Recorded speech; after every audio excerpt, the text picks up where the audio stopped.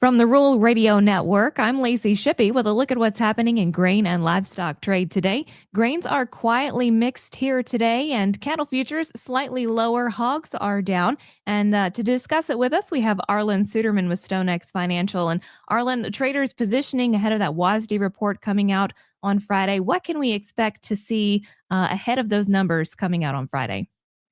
Well, I think the big focus is going to be on the production numbers for corn and soybeans. The industry has certainly given its private estimates, expecting just a very small change in soybeans, maybe a couple of bushels lower on corn. But how does that compare to what the USDA numbers will be, which is what the market will consider to be official? But maybe the more significant thing beyond that is it looks like the government's soon going to be reopening within the next 24 hours. And then we'll start hearing from USDA how it's going to incrementally release all the data we've been missing out on over the last 6 weeks. The CFTC, the same thing on position of traders. That could give us the opportunity for some real surprises where, reality versus perception that the market has been trading. And then we're also getting to a key time when China needs to either cut bait or go home, so to speak. Are they going to fish? Are they going to buy a lot of soybeans from the United States? That window is rapidly closing.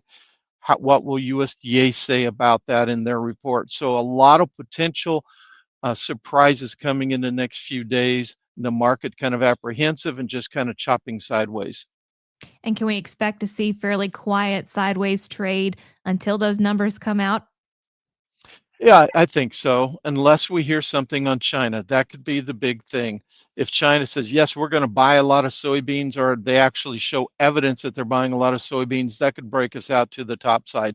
If, on the other hand, we see indications that they really have no intentions of buying very many soybeans, that could break us to the lower side.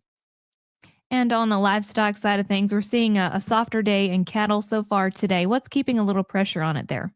A lot of talk now coming from the White House, had been coming from Brazil, now coming from the White House, that we will soon see tariffs on Brazil reduce, which could increase the flow of beef coming to the United States from Brazil once again. Thank you, Arlan. That is Arlan Suderman with StoneX Financial. I'm Lacey Shippey on the Rural Radio Network.